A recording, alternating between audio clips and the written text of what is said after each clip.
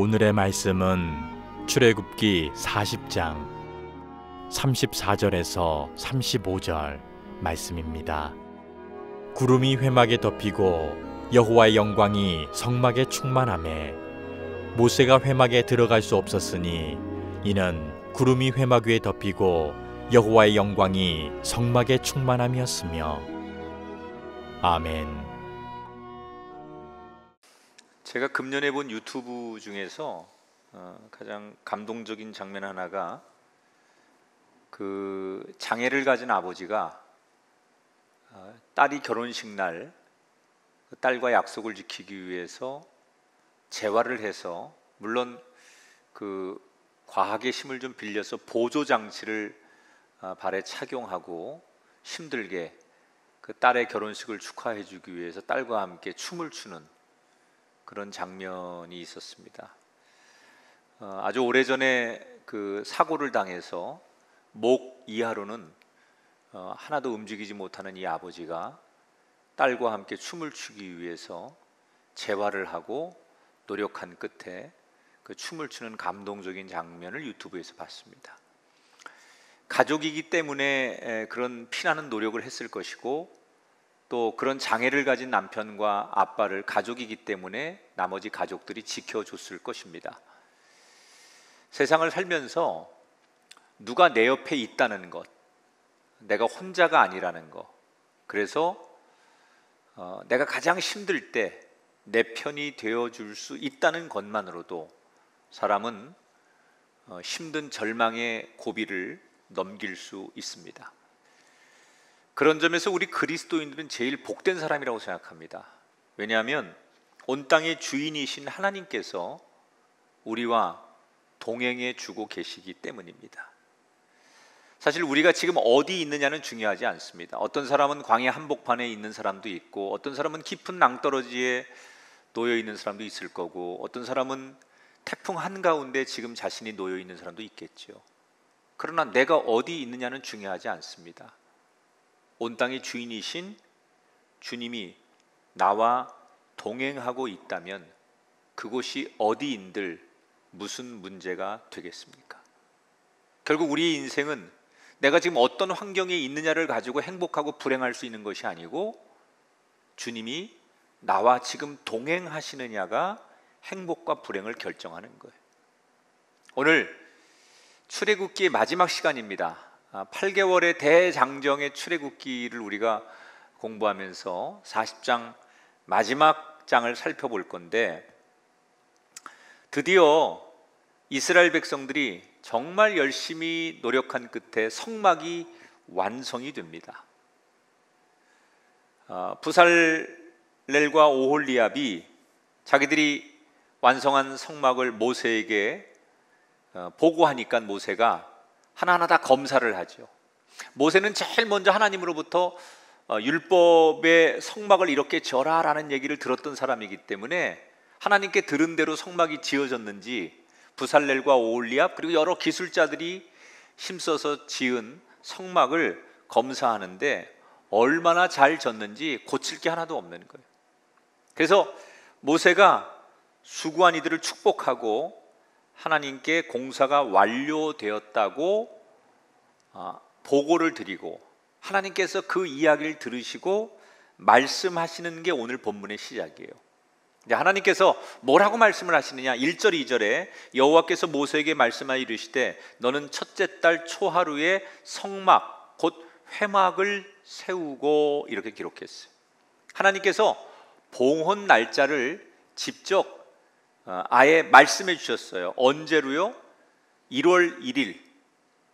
왜 하나님께서 모세에게 성막을 1월 1일 날 봉헌하라고 말씀하신 걸까요?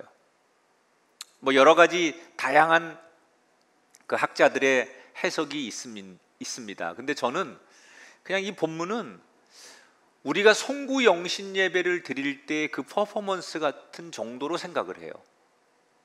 한 해를 마무리하고 새로운 한 해를 맞는 송구영신 예배가 우리에게는 지나가는 한 해를 다 정리하고 은혜 속에 묻어두고 새로운 한 해를 주님과 열심히 동행하겠습니다. 그런 다짐의 시간이 송구 영신 예배의 퍼포먼스 아닙니까?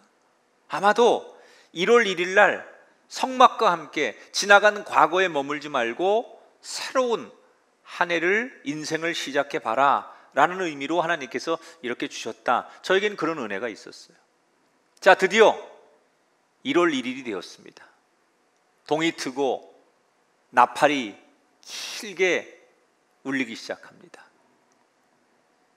모세와 백성들이 아침부터 움직이기 시작해요. 그리고 한쪽에서는 울타리를 치고 한쪽에서는 성막 건물을 세우고, 건물이 세워지자 그들이 준비한 성막 안에 들어갈 기물들을 하나하나 자리에 배치하기 시작합니다. 이제 모든 절차가 끝나고 드디어 모세가 두 손을 높이 들고, 하나님, 우리가 지은 이 성막을 하나님께 바치오니 하나님 받아주시옵소서, 봉헌 기도를 드리는 거예요. 이렇게 모세가 하나님, 우리가 드린 이 건물을 하나님께 바치오니 받아주옵소서라고 기도를 딱 드리고 났는데 놀라운 일이 일어납니다.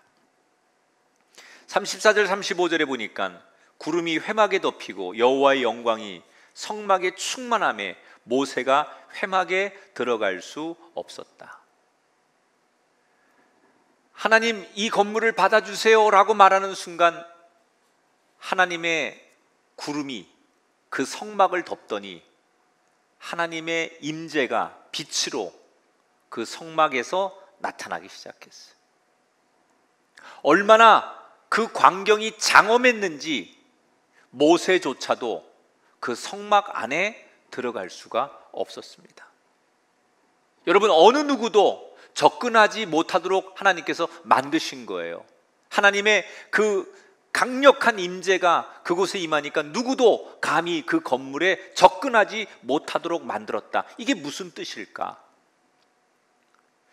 우리 어린 아이들이요, 너무 자기가 갖고 싶었던 물건을 어느 날 갖게 되면 어떤 반응을 보이냐면, 이거 너무 좋아서 막 가슴에 안고, 이거 누구도 만지면 안 돼, 이거 내 거야, 엄마 아빠도 손대지 마, 그리고 누구도 만지지 못하게 합니다. 그러니까 하나님께서 지금 모세조차도 이 성막을 만지지 못하게 하셨다는 건 어떤 의미냐면 너무너무 좋다는 얘기예요. 이스라엘 백성들이 하나님을 위해서 지어준 이 성막이 너무너무 좋아서 누구도 이 성막에 손대지 마, 모세 너도 손대면 안 돼 라고 말할 만큼 하나님께서 좋았다는 얘기예요. 도대체 하나님은 이 성막이 왜 그렇게 좋으셨던 걸까? 이 성막이 그렇게 세상적으로 가치 있는 건물이고 자랑할 만한 건물이고 아름다운 건물이었을까? 사실은 그렇지 않아요. 인간의 눈으로 보면 이 성막은 형편없는 건물이에요. 왕들이 살고 권력자가 살고 이방 나라 신들을 섬기는 신전에 비하면 지금 하나님이 거할 이 성막은 그냥 세상의 객관적인 눈으로 말하면 이동식 텐트 아닙니까? 아주 초라하고 건물 같지도 않은 그런 신전이에요. 그러니까 세상에 의리의리하고 자랑할 만한 아름답고 괜찮은 건물들에 비교하면 이 하나님의 신전은 너무나 초라하고 보잘것없는 건물인데 왜 하나님은 그 건물을 그토록 좋아하신 걸까? 그 이유를 오늘 성경에서 우리에게 소개하지요. 19절에 함께 읽어보겠습니다. 여호와께서 명령하신 대로 되니라. 여러분, 여호와께서 명령하신 대로 되니라는 이 표현이 정확하게 오늘 성경에 7번 나와요. 뜻은 같지만 말을 조금 바꿔서 쓴 표현까지 하면 8번 등장합니다. 그러니까 이 말은 이스라엘 백성들이 성막을 어떻게 졌다는 거예요? 하나님께서 원하시는 대로, 하나님이 말씀하신 대로 성막을 지었다는 거예요.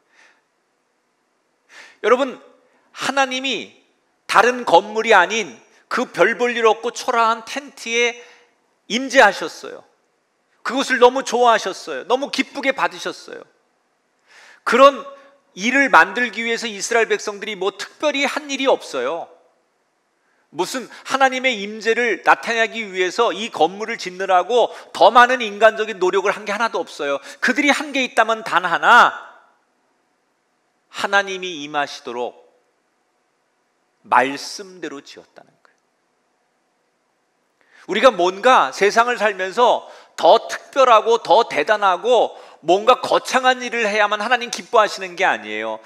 아무리 어떤 일을 하든 간에, 아무리 우리가 어려운 순간이 있어도 하나님의 말씀대로 살면 특별한 것 하지 않아도 그게 하나님께 가장 큰 영광이 되는 거예요. 근데 저는 이 본문을 묵상하면서 그들이 하나님 말씀대로 성막을 지었더니 가장 하나님 기뻐하는 건물을 지었다. 그렇게 하면 되지. 이게 여러분, 저는 쉽지 않은 일이라고 생각했어요. 왜냐하면 하나님께서 율법을 주실 때, 이 성막을 만들 때, 또는 기물을 만들고 제사장들이 입을 옷을 만들 때 요건 요렇게 해라, 요건 어디에 두어라, 또 어떤 건 어떤 재료로 만들어라, 아주 세세하게 시시콜콜하게 말씀을 하셨어요. 그런데 그럴 때마다 모세가 하나님이 말씀하시는 것을 하나하나 기억하면서 다 동의가 되었을까? 저는 아니었을 거라고 생각해요. 왜냐하면 모세는 이집트에서 이집트 사람들이 섬기는 큰 왕궁, 신전 이런 걸 다 경험한 사람이에요. 적어도 사람들이 경외로 오려면 신전이라는 건 이래야 된다라는 것이 경험된 사람이에요. 세상 사람들이 신전을 드나들 때 그 신전의 위압감 이런 것들을, 그 경외로움을 느끼게 하려면 적어도 신전의 입구는 이래야 되고, 신전의 그 조명은 이래야 되고, 신전의 가장 아름다운 공간은 이래야 되고, 그 나름대로 모세가 경험한 신전이라는 게 있어요. 그리고 모세가 살면서 자기가 생각할 때는 이렇게 해야만 사람들이 더 좋아할 거라고 하는 기준이 있었어요. 다시 말하면 모세 나름대로 내 생각도 있었을 거고, 자기의 취향도 있었을 거고, 자기의 의견도 있었다는 거예요. 촛대를 여기 세우는 것보다 여기 세우면 훨씬 좋을 텐데 하나님은 왜 여기 세우라고 할까? 이런 상황이 모세에게 있었다는 거죠. 모세만 그런 게 아니에요. 부살렐과 오홀리압, 이 사람은 건축 전문가 아닙니까? 여러분, 건축을 하다 보면 현장에서 생기는 다양한 일들이 있어요. 저는 건축을 교회에서 12번 해봤잖아요. 이 큰 성전도 졌지만 작은 건물들도 여러 번 지었어요. 교회가 계속 부흥하니까 공간이 계속 필요해서 또 확장하고 또 건축할 수밖에 없어서 하다 보니 12번을 건축하게 됐는데, 이 건축을 하면 현장에서 생기는 다양한 일들이 있습니다. 일을 하는 사람, 설계하는 사람, 감리하는 사람, 그리고 또 다양한 교인들이 여러 부서에서 와서 자기들이 써야 될 공간이니까 그 공간에 대해서 이랬으면 좋겠다라고 하는 다양한 의견들이 있고, 또 때로는 공정을 위해서, 건축의 안전을 위해서, 경비를 절감하기 위해서 현장에서 바꿔야 될 일들이 많습니다.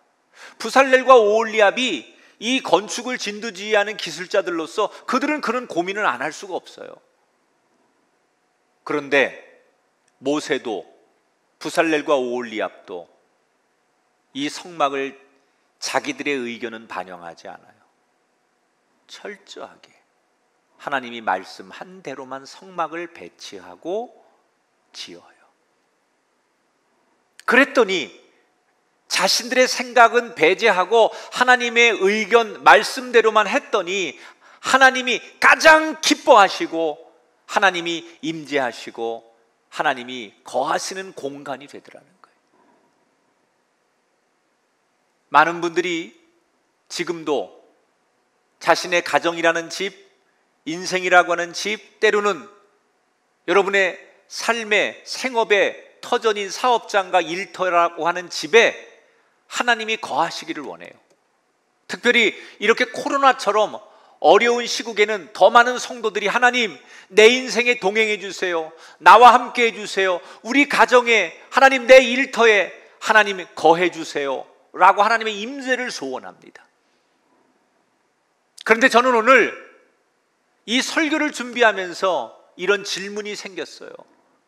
우리는 하나님의 임재를 간절히 기다리고 기도하고 간구하는데 과연 하나님이 오실 만한 집을 준비했는가? 하나님이 거하시고 하나님이 기뻐하실 만한 집을 준비해 놓고 하나님이 이 집에 머물러 주세요라고 말하고 있는 건가? 하나님이 오실 만한 집이 아닌 내가 거하고 싶은 내 인생의 집을 짓고 나 편하기 위해서, 나 행복하기 위해서 지어놓은 가정의 집을 지어놓고 하나님 보고 이곳에 오라고 하고 있는 건 아닐까? 인생의 집이든 그게 사업의 집이든 자녀의 집이든 내 가정의 집이든 내 취향이나 내 생각이나 내 방법, 내 소원대로 집을 줘놓고 그렇게 마음대로 해놓고 하나님 보고 오라고 하는 건 아닌가? 그 집은 나 살기 좋은 집이지 하나님이 편히 계실 수 있는 집이 아닌데도 불구하고 하나님이 불편한 내 인생의 집에 거하기를 기도하고 있는 건 아닐까? 여러분, 우리가 하나님을 나의 인생의 집에 모시겠다고 하면 하나님이 편히 거할 수 있는 집을 만들어야 되지 않겠습니까? 어떻게 하면 될까요? 내 생각, 내 취향, 내 방법을 철저히 내려놓는 거예요.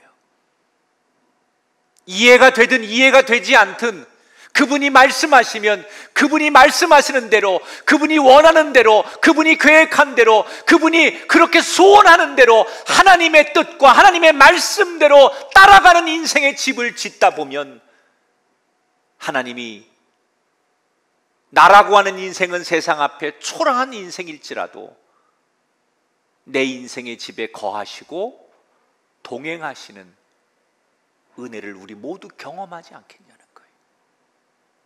사람들이 부러워하는 집이 아니라 하나님이 거하시기에 편할 집을 지어 놓았을 때 하나님이 내 안에 거하시고 우리 가정 안에 거하시며 그 동행의 은혜를 허락하시지 않겠냐는 거예요. 오늘 이 말씀을 들으며 지금까지 내가 절대로 이것만큼은 포기할 수 없었던 것이 여러분에게 있었습니까? 명예, 재력, 일생의 이 꿈 하나, 그게 뭐든 간에 그거 다 내려놓으시고 일단 주님을 모셔드리시기 바랍니다. 그러면 주님께서 내 인생에 그때부터 길을 여실 거고 가장 좋은 방향으로 인도해 주실 겁니다. 하나님의 동행을 경험하길 원하면 오늘 우리에게 주신 이 말씀을 우리는 결단의 말씀으로 받아들여야 될 줄 믿습니다. 드디어 이스라엘 백성들은 정월 초하루에 하나님의 집이 완성되고 봉헌을 드립니다. 그리고 모세는 대제사장 아론과 그의 네 아들들에게 제사장의 옷을 입히고 그들을 제사장으로 세우죠. 그 제사장으로 세우는 예식은 레위기 8장에 가면 자세하게 기록되어 있으니까 나중에 여러분 레위기 8장을 꼭 읽어보시기 바랍니다. 자, 이제 출애굽기가 대단원의 막을 내립니다. 성막을 짓고 그 성막을 봉헌함으로 이제 출애굽기는 끝이 나요. 그러면 이 책이 끝날 때 마무리에서는 어떤 얘기가 우리가 가장 기대하는 얘기일까요? 대개는 우리가 상상하는 마무리 이런 거 아닙니까? 그들이 성막을 봉헌하고 하나님과 동행하며 남은 인생을 행복하게 살았답니다. 보통 우리는 이 책의 마무리가, 은혜가 이렇게 끝날 거라고 기대했을 거예요. 그런데 오늘 성경에 보면 출애굽기는 우리의 예상과는 전혀 다른 이야기로 결론을 맺고 있습니다. 36절부터 38절입니다. 구름이 성막 위에서 떠오를 때에는 이스라엘 자손이 앞으로 나갔고 구름이 떠오르지 않을 때에는 나가지 아니하였으며 낮에는 여호와의 구름이 성막 위에 있고 밤에는 불이 그 구름 가운데 있음을 이스라엘 온 족속이 보았더라. 잘 살았다는 이야기는 단 한 줄도 없습니다. 대신 그 출애굽기 마지막 줄에 구름 얘기만 가득해요. 여러분, 이 출애굽기는 모세가 썼는데요, 모세가 이런저런 얘기로 출애굽기를 끝냅니다. 특히 모세가 어떤 마무리를 자기가 할 수 있는데 구름 이야기로 끝을 맺었어요. 왜 그랬을까?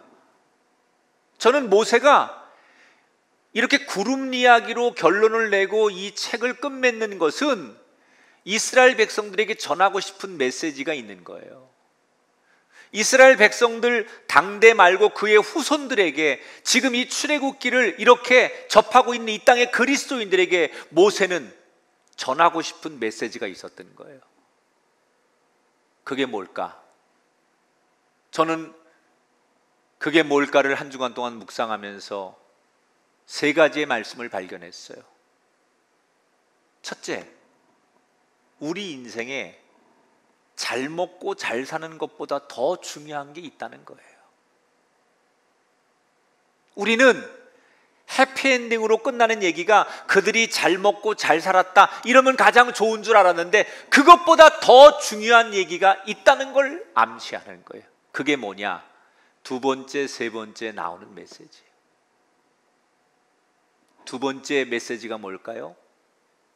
하나님은 단 한순간도 이스라엘 백성들을 버리지 않으셨다는 거예요. 낮에는 구름 기둥으로, 밤에는 불 기둥으로. 심지어 이스라엘 백성들이 하나님 앞에 범죄했을 때도 하나님은 그들을 떠나지 않고 함께 하셨다는 것을 모세는 증거하는 거예요. 여러분, 구름 기둥과 불 기둥이 제가 예전에 하나라고 그랬잖아요. 이건 다른 게 아니에요. 그냥 하늘에 구름이 떠 있는데 이게 낮에는 햇볕을 가려주는 가림막이 되는 거고 그 구름이 저녁에는 불기둥으로 그대로 변해서 이스라엘 백성들을 추위에서 지켜주는 거예요. 하나님이 낮이나 밤이나 어디를 가든지 그들을 떠나지 않고 그들과 함께 하고 계시다는 것을 말하는 거예요. 세 번째, 이 구름을 강조한 이유는 저는 출애굽기의 가장 핵심 포인트가 이 세 번째라고 생각해요. 이 구름을 계속 모세가 마지막에 강조한 이유는 하나님과의 만남은 어제 오늘로 끝나면 안 되고 내일도 앞으로도 계속 이어져야 된다는 걸 말하는 거예요. 여러분, 조금 전에 말씀드린 대로 성막에 하나님이 엄청나게 놀라운 모습으로 임재하셨어요. 그런데 하나님은 그 놀라운 임재를 이스라엘 백성들이 다 목격하고 경험한 것으로 그 한 번의 엄청난 체험으로 그들이 놀라워하는 것으로 만족하지 않으셨어요. 앞으로도 계속 구름 기둥을 보면서 날마다 행진하게 해서 계속 구름을 볼 수밖에 없도록 하나님께서 만드신 거예요. 여러분, 이스라엘 백성들이 지금 광야를 지나가면서 원하든 원치 않든 구름 기둥을 볼 수밖에 없어요.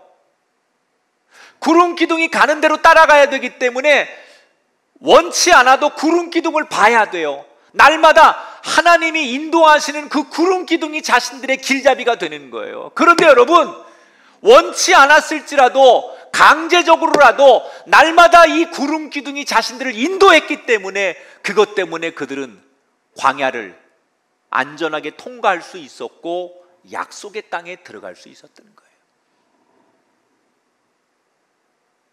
그래서 정말 중요한 건 뭐냐? 하나님의 백성은 하나님을 계속 만나야 돼요. 모세는 당대의 이스라엘 백성들에게, 그의 후손들에게 이 이야기를 해주고 싶은 거예요. 그래서 날마다 하나님을 만나는 것, 오늘도 눈을 뜨면 저 하늘에 우리와 함께 하시는 구름으로 역사하는 하나님을 보며 이 인생길을 걸어가는 것, 밤이 되어 아무것도 할 수 없는 절망의 흑암 같은 인생 앞에서 우리를 비추시는 불빛과 같은 하나님을 바라보며 그 밤을 지새우는 것, 이 말을 전하기 위해 모세는 구름 이야기를 쓰며 출애굽기를 끝내는 거예요.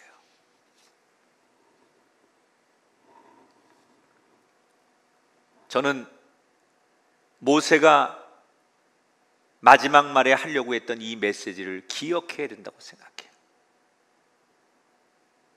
하나님께서 광야의 이스라엘 백성들에게 구름 기둥과 불 기둥으로 늘 함께 하셨던 것처럼 지금도 우리들에게 다양한 방법으로 또 다른 구름 기둥으로 함께 하신다는 거예요. 그때는 하나님께서 구름 기둥과 불 기둥으로 이스라엘 백성들에게 임재하시고 함께 하셨다면, 지금은 하나님이 우리의 예배를 통한 구름 기둥을 통해서, 큐티를 통한 구름 기둥을 통해서 우리의 일상과 우리가 살아가는 삶의 작은 기적들의 구름 기둥을 통해서 하나님 우리에게 계속해서 말씀하고 계시다는 거예요.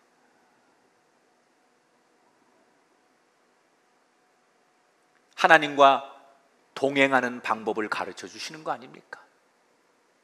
여러분, 하나님과 동행하는 건 내가 눈을 들어 위를 보는 거예요.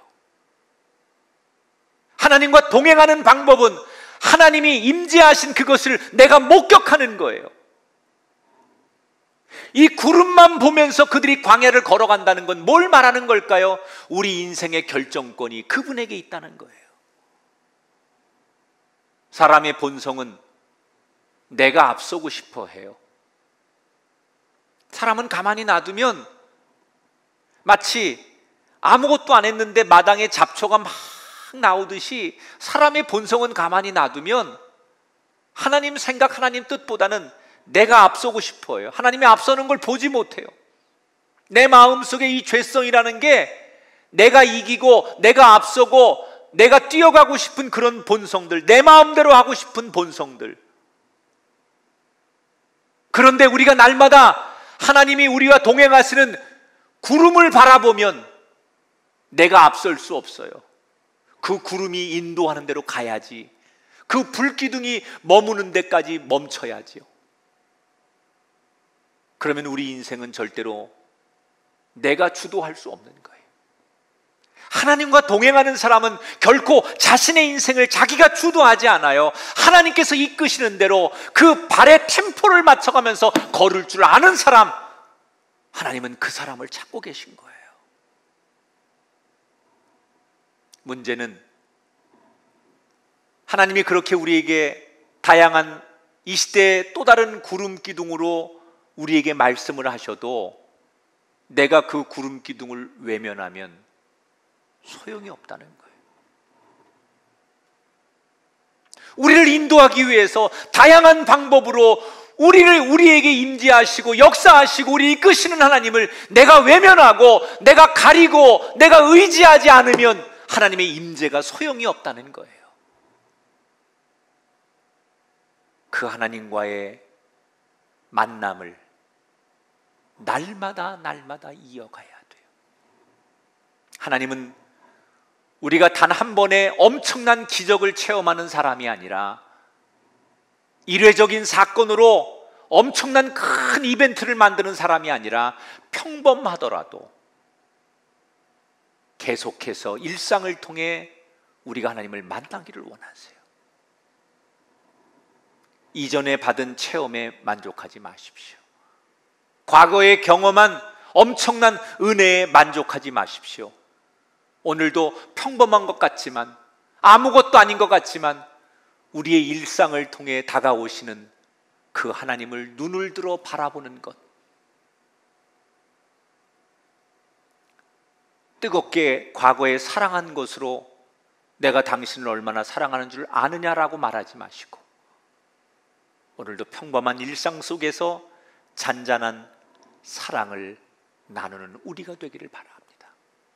그래서 우리는 오늘도 우리에게 임하시는 다양한 우리 시대의 구름을 바라봐야 돼요. 예배를 통해, 기도를 통해, 찬양과 큐티를 통해, 일상을 통해 하나님을 만나십시오.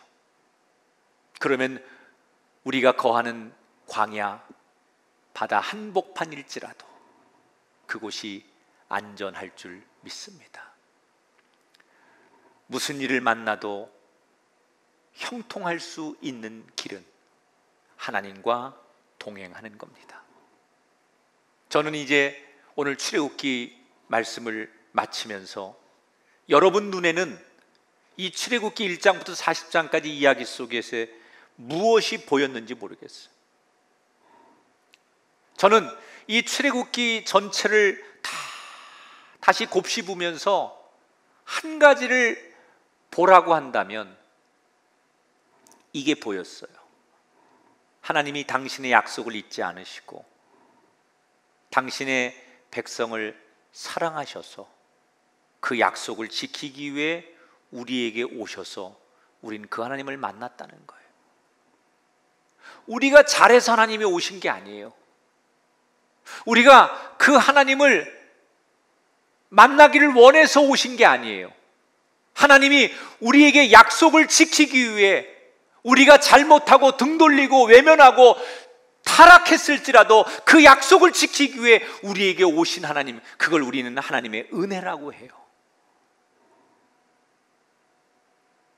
하나님의 은혜가 이스라엘 백성들에게 임했기 때문에 그 광야가 안전할 수 있었습니다. 어쩌면 이 출애굽기를 공부하는 동안 우리는 코로나19라고 하는 광야 한복판을 걷고 있지 않았습니까? 수많은 가정들이, 수많은 젊은이들이, 수많은 성도들이 일터를 잃고 경제적인 광야 한복판에, 불안과 초조함의 광야 한복판에 서 있습니다. 어디로 가야 할지 알지 못하는 이 절망의 광야 한복판에서, 그래서 출애굽기는 우리에게 더 많은 은혜를 줬는지도 몰라요. 내가 잘해서 하나님이 동행해 주시는 게 아니라 하나님이 약속한 것을 지키기 위해 우리에게 찾아오시는 그 은혜, 그 은혜의 하나님을 경험하시고 그 은혜의 하나님 앞에 이제는 일회적인 만남이 아니라 계속 날마다 주님 만나기에 힘쓰셔서 우리 모두 동행의 은혜를 누리게 되기를 바랍니다. 동행이 광야를 이긴다. 오늘 이 제목이 여러분에게 현실이 되기를 주님의 이름으로 축복합니다. 영상을 보겠습니다.